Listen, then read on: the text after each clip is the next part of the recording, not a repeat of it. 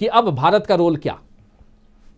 ये पहले कहते थे ना संसद में, ये पॉलिसी फेल्योर है मनमोहन सिंह के ज़माने में। ये किसी किसी बात पे कहते थे कि इनकी जो नीति है वो कहीं ना कहीं रुक सी गई है।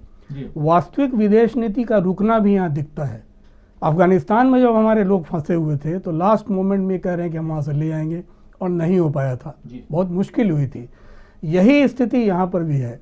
ये 15 तारीख को एडवाइजरी जारी करते हैं, जो रशियन जो यूक्रेन में जो एम्बेसी है, भारतीय दूतावास है, उन्होंने एडवाइजरी जारी की कि जो लोग आना चाहते हैं वो तैयार रहें इसके लिए। फिर उसके बाद उन्होंने दूसरी अपना ऑनलाइन उन्होंने इनवाइट किया कि आप अपना फॉर्म हम भर के भेजिए। ये सब प्रक्रिया इनकी चलती रही, लेकिन वहाँ से लोग आ नहीं पाए, और एयरलाइंस का जो रेट है वो डबल से भी ज़्यादा कर दिया गया। भारत सरकार को ज़रा भी इस मामले में संजीदा होना चाहिए था कि जब आप वहाँ से 2000 भारतीयों को लेके आना चाहते हैं, जो कि सुरक्षा, आज भी जो संयुक्त राष्ट्र में जो सुबह बयान दे रहे थे भारतीय प्रतिनिधि, पहली बार वो 2000 लोगों की चिंता कर रहे थे कि भारतीय हमारे फंसे हुए हैं, उनको लाना है। बाकी जितने देश थे उन्होंने कभी अपने नागरिकों का इशू नहीं उठाया, लेकिन भारतीय दूत वहाँ पर भारतीय नागरिकों का इशू उठा रहे थे उस मंच पर। तो दिक्कत ये है कि अगर आप वहाँ इतने संजीदा थे तो आपको सबसे पहले चाहिए था कि 11 घंटे 10 घंटे की फ़्लाइट है, आप एयर इंडिया की या जो भी सर्विस है आप वहाँ से भेज के 2000 लोगों को वहाँ से वापस लाना कोई बहुत मुश्किल काम नहीं था।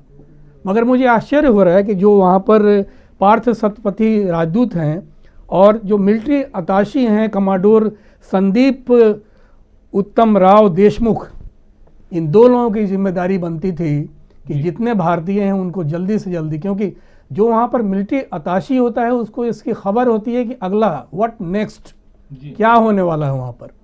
लेकिन आपको वहाँ भी इंटेलिजेंस फेलियर रहा एक तरह से, आपको खबर नहीं कि कुछ ऐसा होने वाला है।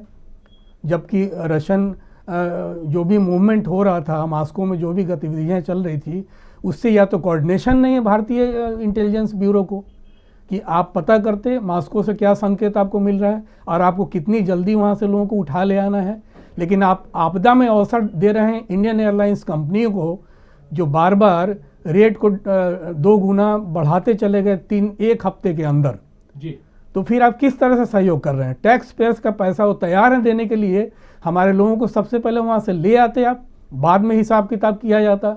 लेकिन नहीं, यहाँ पर एयर इंडिया के विमान से या पहले भी यहाँ के सांसद फ्री में घूम सकते हैं, यहाँ के बड़े नेता मुफ्त में, नौकरशाह और नेता मुफ्त में घूम सकते हैं, लेकिन देश का नागरिक कहीं फंसा हो किसी देश में तो उसे लाने में सरकारों को पता नहीं क्यों सांप सूंघ जाता है। इसका उत्तर तो देना पड़ेगा इनको, और विपक्ष पूछेगा ज़रूर, मुझे ये लगता है। दूसरा एक अवसर था इनके पास, जो विदेश नीति फेलियर की जो मैं बात कर रहा हूँ, एक अवसर था, आप गुट निरपेक्ष आंदोलन की नीतियों को आगे बढ़ा सकते थे, मगर आप चुप हैं।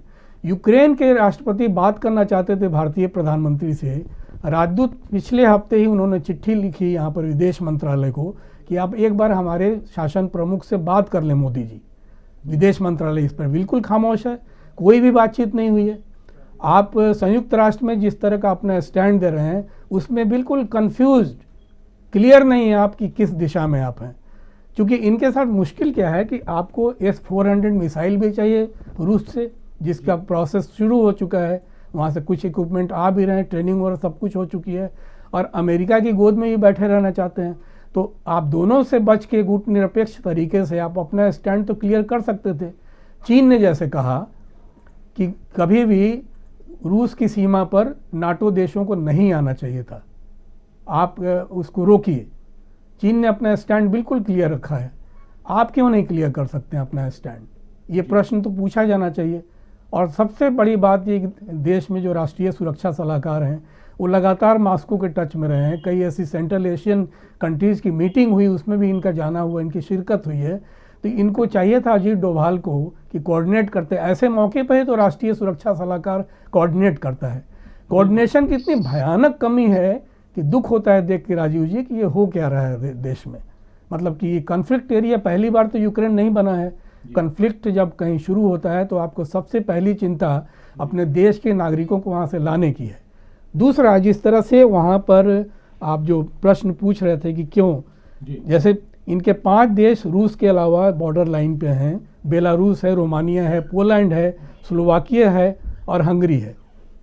और रूस की जो सीमाएं हैं वो लगभग वहाँ पर 2295 किलोमीटर है, उसमें से 321 किलोमीटर जो है समुद्री सीमा है। वो बहुत ही स्ट्रेटेजिकली इम्पॉर्टेंट इस मायने में है कि काला सागर में बहुत लंबे समय से रणनीति चल रही है, और ख़ासकर जो रशियन और अमेरिकन का जो ग्रेट गेम, समुद्री ग्रेट गेम होता है वो वहाँ चल रहा है कि इनको अपना बेड़ा वहाँ स्थापित करना है और यूक्रेन के बहाने करना है। लेकिन इस बीच में अमेरिका को घेरने के लिए रूस भी चुप नहीं बैठा हुआ। कैरेबियन में जहाँ जहाँ इसके ठिकाने हैं, और ख़ासकर एशिया प्रशांत में जहाँ जहाँ ठिकाने हैं, वहाँ रूस ने अपने परमाणु पनडुब्बियों को एक्टिवेट कर रखा है आज की तारीख में। और जगह जगह उन्होंने उस चीज़ को, अमेरिका बहुत दूर नहीं उसके लक्ष्य से, तो ये घबराहट ये है। और आज जब हम बात कर रहे हैं, शायद इस समय वाइट हाउस में CIA के जो प्रमुख हैं वहाँ पर विलियम बर्न्स, वो ब्रीफ कर रहे हैं जो बाइडन को कि क्या क्या हम, अमेरिका कहाँ किस स्थिति में है, कहाँ कहाँ हम काउंटर कर सकते हैं। और हम घिर गए, न सिर्फ लड़ाई यूक्रेन में फिर होगी, लड़ाई फिर कैरेबियन से लेके और एशिया प्रशांत से भी शुरू होगी। तो ये बड़ा ही कॉम्प्लिकेटेड सिचुएशन है। और सीधा सीधा उनकी जो घरेलू नीति है, जहाँ की लगातार ये जब से चुने गए हैं जो बाइडन, अपनी घरेलू नीति में बार बार ये फेल कर रहे हैं। बेरोजगारी वहाँ चरम पर पहुँचने जा रही है अमेरिका में, उसको जवाब देना इनके लिए मुश्किल हो रहा है, तो ध्यान भी बटाना है।